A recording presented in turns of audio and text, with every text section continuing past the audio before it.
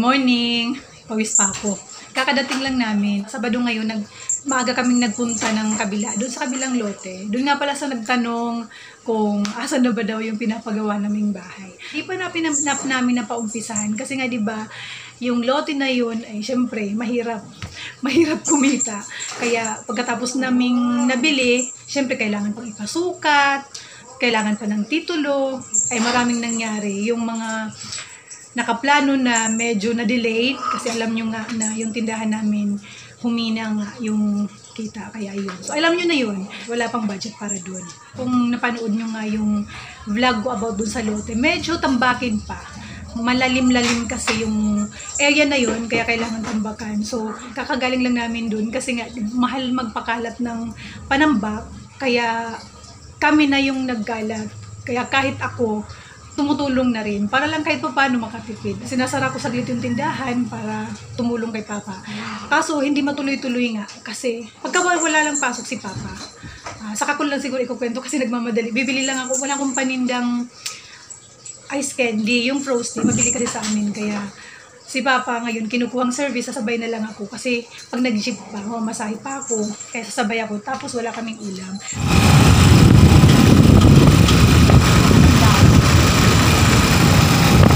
Kami. Konti lang naman pinamili namin. Oh, may tumatawag. Ay, Diyos ko, kadadating lang namin. Naputol yung clips ko doon sa tindahan kasi may tumatawag kung naririnig nyo. Hindi ko kasi na-mute yung... Ito kasing cellphone na to pag ginagamit ko. Naka-don't disturb siya para pagka nag-film ako, hindi siya tumutunog. Nakalimutan ko kanina. Kaya yun narinig nyo may tumatawag. Ay, naku, saglit lang naman kami. Kasi pagkatid namin kay tatay, kapitbahay namin yun. Nagpapaservice siya doon sa papunta sa anak niya. Kasi bumisita sila doon. Tapos pagkatapos namin doon, dumiretso kami sa palengke, tapos sa grocery niya. Kaya buti na lang walang traffic. Yun nga, pagdating niya dapat didiretso siya ng bilihan ng mga debote. Kaso nga lang, may tumawag at service na naman.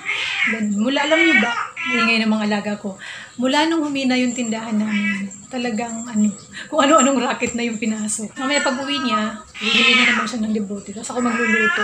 Mapagod nga kami, wala pa kaming pahinga. Kasi gumising kami ng 5:30 kasi hindi pa siya ganun hindi pa mainit. Kaya kailangan naming madaliin. Kaming dalawa lang muna yung gumawa dun sa kabila. Kasi tulong-tulong kasi kami doon sa may panambak para hindi na kami magbayad, alam nyo yun, makatipid man lang. Kasi mahal magpakalat ng panambak sa ibang tao, kaya kami na. Tulong-tulong kami. Nagkataon na yung asawa ng hipag ko, may gawa siyang iba. Actually, si Papa dapat ngayon may gawa siya. Kasi hindi siya nababakante sa totoo lang. Pagka may pasok siya, which is yung regular job niya, pagka uwi niya ng bahay, diretso siya may iba siyang sideline. Tapos, sa gabi naman ng Friday, tsaka Saturday, di ba napakwento ko? Friday ng gabi, Saturday, o minsan nga Sunday, straight siya. Sa resort naman siya, nagla-lifeguard, ganun. Tapos kung may on-call na mga service, basta walang pasok yung regular job niya. Ayun, yun yung mga ginagawa niya. Kaya minsan hindi siya nakakatulong dun sa kabila nga. Kaya kami ni Ken, pagka wala siyang pasok, sumasama siya sa amin na yun nga, tulong-tulong, ganun yung ginagawa niya. Para kahit paano makatipid kasi ang mahal ng Doon pa lang sa panambak talagang medyo mahal na. Alam nyo naman na yun nga, nagtitipid tayo at wala tayong budget. Konti lang naman yung mga pinamili namin sa palengke. Hindi ako namalengke ng pang isang linggo kasi mas priority ko yung paninda. Yellow, yun nga, mga ice candy. Kaya hindi kasya pang isang linggo. Ito na mga pinamili ko, gulay-gulay. Kasi alam nyo, kung dito lang sa Talipapa, bibilhin tong mga ganito. Napakamahal. Kaya sinabay ko na. Konti lang ko mga binili kong ulam. Siguro pang lang to, pang 3 araw. Nagluto lang ako ng adobong para mabilisan lang. Adobong manok na mani. Atay, hindi ko pa naaayos dito. Ang kalat pa ng bahay namin. Lalagyan ko na lang pala nito. Nakalimutan kong bumili ng patatas. Dapat lalagyan ko ng patatas to. Ayan. Nilinisin ko lang pala kung ilalim ng lababo. Kasi ngayon ko lang ulit malilinis ng mabuti. Dati kasi, kahit hindi ko laging nalilinis, malinis pa rin. Hindi naman kasi siya napapasok agad ng alikabok. Matagal bago siya magka-alikabok talaga. Kaya lang ngayon, nung hindi ko kasi napansin na nag-leak yung dito sa may tubo ng lababo, nag-moist yung itong mismong plywood. Tapos, ang nangyari dito sa pinakailalim, nung hindi ko napapansin na unti-unti pa lang nabubutas na itong dito banda. Ayan dyan. Ayan. Yun. Diba? Ang dumi. Kasi nga, dahil sobra siyang nabasa, na hindi ko napansin, nabulok, tapos pinasok na ng ipis. Kaya ang ginagawa ko, ayan, nilalagyan ko nito. Ewan ko kung anong tawag sa inyo nito. Ito yung pang-prevent ng ipis. Kaso lang, pag naubos naman to, nakakapasok ulit yung ipis. Kaya yun, nabutas na siya, tapos nabulok nga yung ilalim. Ito okay. Kaso syempre, dito ko nilalagay itong mga lutuan ko, mga kaldero. Eh syempre ginagamit.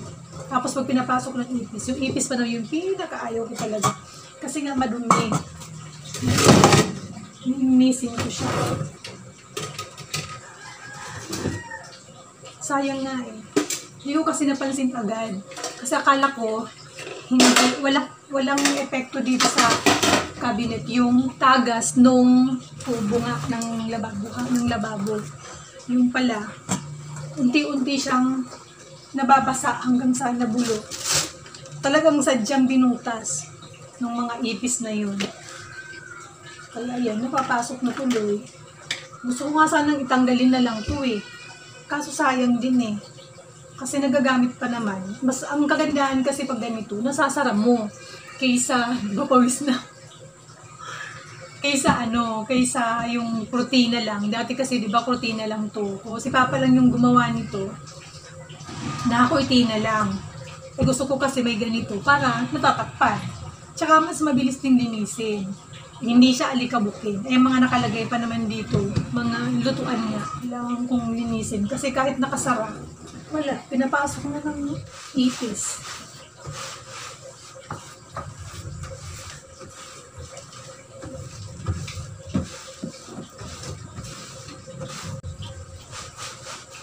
Kampante pa naman ako na hindi mapapasok ng ipis kasi nakasara naman lagi. Yung pala, nabulok na yung dun sa may ilalim. Doon sila mapapasok.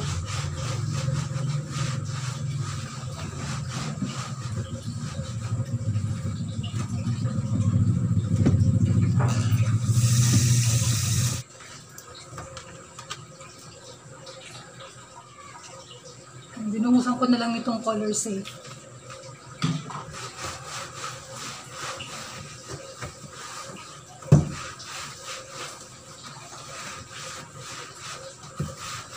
Tsaka ito crack na. Habang tumatagal, lumalala yung crack.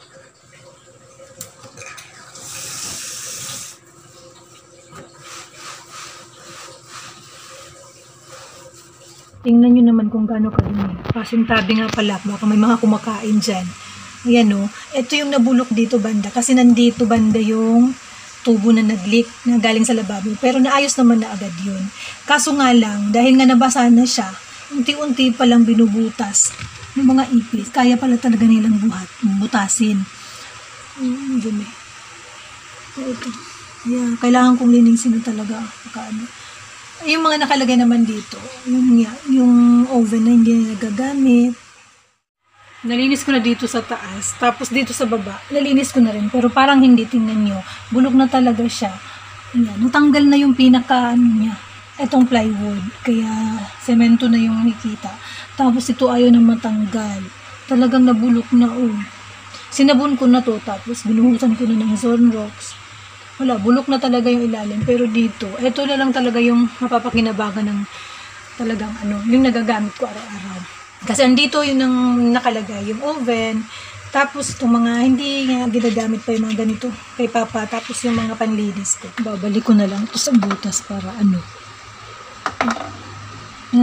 nahihilo sila nito eh. Hindi sila basta-basta pumapasok kahit may ganyan. Kaya lang pag nawala yung amoy, makakapasok pa din sila. Kaya kailangan laging i-check okay lang sana kung talagang hindi nagagamit. Eh, syempre, aakyat dito.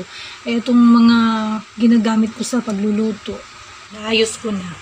Binalik ko na rin yung mga panlinis. Dito ko na lang, usod ko na lang dito para makita ko agad kung mayroon na namang nakakapasok. Ayan. Kaya hindi pwedeng tambakan ng kung ano-ano na mga gamit na hindi naman nagagamit. Kasi lalong pamumugaran. Pagka ganito, mapapansin ko na agad. Yung nakaraan kasi, hindi ko napansin kasi akala ko nga okay lang, pagka walang butas, hindi naman napapasok kasi laging nakasara. Yun pala ayan. Okay na siya. Sa ngayon. Kailangan lang i-check lagi. Kain tayo. Kami lang pala ni Kuya Ken ngayon, kaya kami lang ang kakain. Ito yung sa akin. Ito yung kay Kuya. Hindi na ako nagluto ng ibang ulam kasi kami lang naman. Pag nagutom siya mamaya, saka ulit ako magluto.